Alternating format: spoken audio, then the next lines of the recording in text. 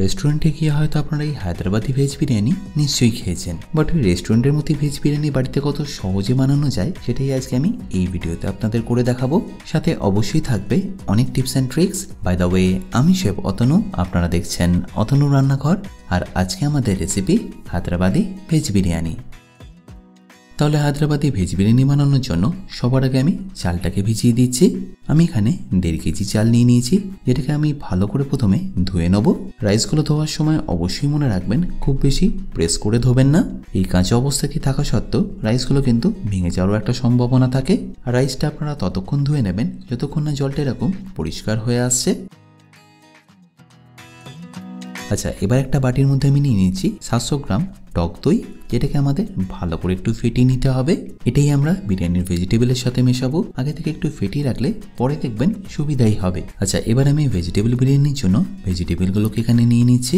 আমি এই ভেজিটেবলগুলোকে আগে থেকেই কেটে রেখেছি, আর কোন রেসিপির জন্য কি পদ্ধতিতে কোন ভেজিটেবল কেটে নিতে হবে সেই সব কিছু আমি শিখিয়েছি আমার বেসিক কুকিং কোর্সে। তাই কি পদ্ধতিতে এই ভেজিটেবলগুলো কাটলাম সেগুলো আপনারা সেখানেই পেয়ে যাবেন। আর কোর্সটা কিনে নিতে চাইলে ভিজিট করতে পারেন আমার নিজস্ব ওয়েবসাইট www.otonurrannaghar.com এ।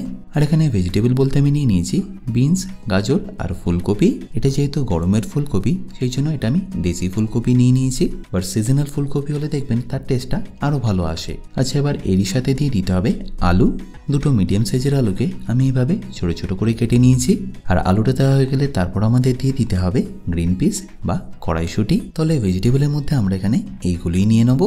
এবার দেখুন একে একে আমি আর কি নিয়ে নিচ্ছি। সবার প্রথম নিয়ে নেবো 4 চা চামচ আদা রসুন বাটা। তারপর ঝালের জন্য নিয়ে নেবো 2 বড় চা চামচ কাঁচা লঙ্কা বাটা, আর তার সাথে কয়েকটা চেরা কাঁচা লঙ্কাও দিয়ে দেবো। এবার এখানে কিছু মশলা আপনাদের দিয়ে দিতে হবে। সবার প্রথম রঙের জন্য দিয়ে দেবো 2 চা চামচ কাশ্মীরি লঙ্কার গুঁড়ো, তারই সাথে 2 চা চামচ হলুদ গুঁড়ো।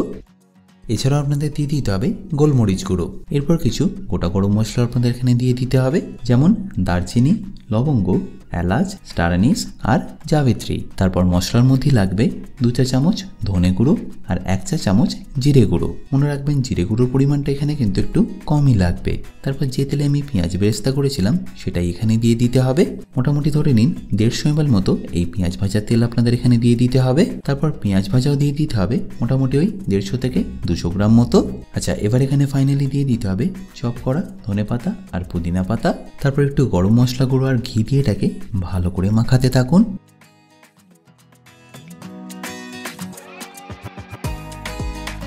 মনে রাখবেন এটা কিন্তু আমাদের ফার্স্ট ম্যারিনেশন।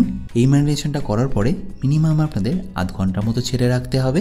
যদি পারেন এটা আগের দিন করে রাখতে বা ওভারনাইট রেখে দিতে, তাহলে দেখবেন এর টেস্টটা আরও ভালো আসে। নিশ্চয়ই খেয়াল করেছেন আমি কিন্তু এখানে এখনও নুন ব্যবহার করিনি।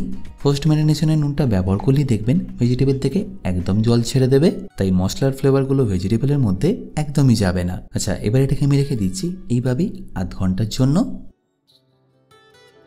আর আধ ঘন্টা পরে আমি এখানে দিয়ে দিচ্ছি পরিমাণ মতো নুন, আর যে দইটা আমরা ফেটিয়ে রেখেছিলাম সেটা।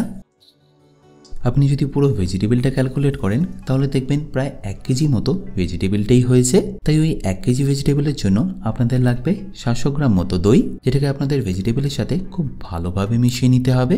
আর ভালো করে মেশানো হয়ে গেলে এটাকে সাইডে রেখে দিয়ে জলটা বসিয়ে নিন বিরিয়ানির চালের জন্য।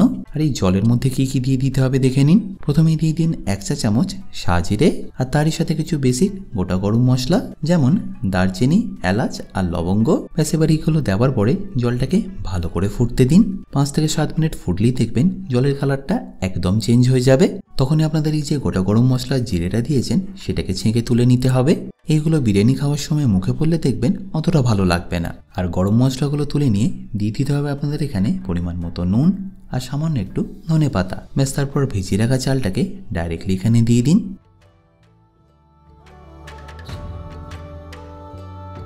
পুরো চালটা দেওয়া হয়ে গেলে সামান্য একটু তেলও এখানে দিয়ে দিতে পারেন। আর মনে রাখবেন অতি অবশ্যই বিরিয়ানির চালটা সেদ্ধ করার সময় এই জলে নুনের পরিমাণটা কিন্তু একটু চড়াই রাখতে হয়, নাহলে বিরিয়ানির চালের মধ্যে কিন্তু নুনটা ধরবে না। এবার যখনই দেখবেন হাই ফ্লেমে এটা প্রায় 6 থেকে 7 মিনিট হয়ে গেছে, তখনই বুঝবেন রাইসটা প্রায় 60% মতো কুক হয়ে গেছে। তাই রাইসের প্রথম লেয়ারটা আপনাদের এই সময় তুলে নিতে হবে, বা তার আগে সামান্য একটু লেবুর রস এখানে দিয়ে দেবেন। তাহলে দেখবেন রাইসের ইম্পিউরিটিসগুলো কেটে গিয়ে রাইসটা আরও সাদা হয়ে যাবে। এবার আমি এই 60% অবস্থায় প্রথম লেয়ারটা তুলে নিচ্ছি।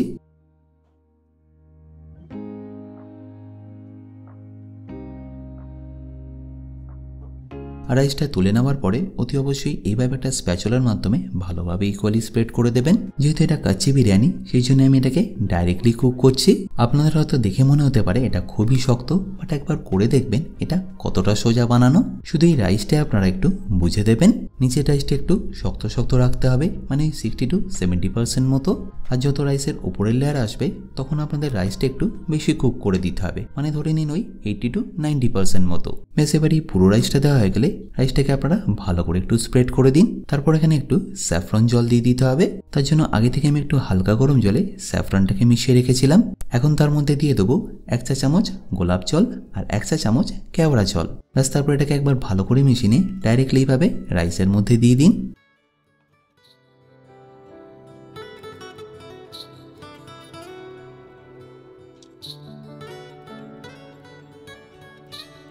তারপর ফাইনালি একটু ওপর থেকে ছড়িয়ে দেবো ধনেপাতা আর পুদিনা পাতা। হায়দ্রাবাদি বিরিয়ানিতে জেনে রাখবেন এই ধনেপাতা আর পুদিনা পাতার পরিমাণটা কিন্তু একটু বেশিই লাগে। আর তারপর একটু গার্নিশের জন্যই দিয়ে দিতে হবে বেরেস্তা, আর ফ্লেভারটা ভালো আনার জন্যই লাগবে গরম মশলা আর ঘি।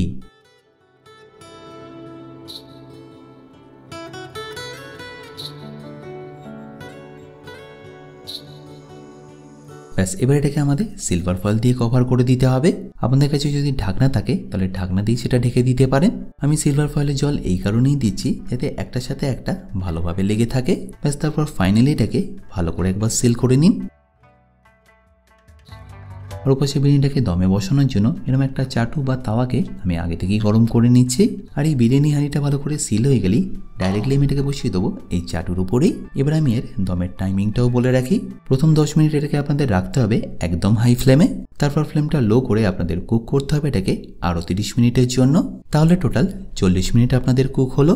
আর তারপর 40 মিনিট পরে গ্যাসের ফ্লেমটা বন্ধ করে এই গরম তাওয়ার উপরে আপনাদের রেখে দিতে হবে আরও 10 মিনিটের জন্য।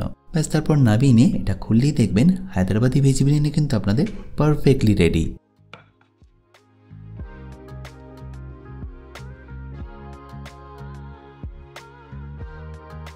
দেখুন প্রত্যেকটা রাইস একদম পারফেক্টলি কুক হয়েছে আর রাইসটা কতটা ঝরঝরেও হয়েছে। এবার আমি আপনাদের বিরিয়ানিটাকে কেটেও দেখাচ্ছি। আশা করি দেখে নিশ্চয়ই বুঝতে পারছেন এটা কতটা জুসি হয়েছে আর রাইসগুলো কতটা ঝরঝরে হয়েছে। তাহলে এবার এটা গরম গরম পরিবেশন করুন রায়তার সাথে।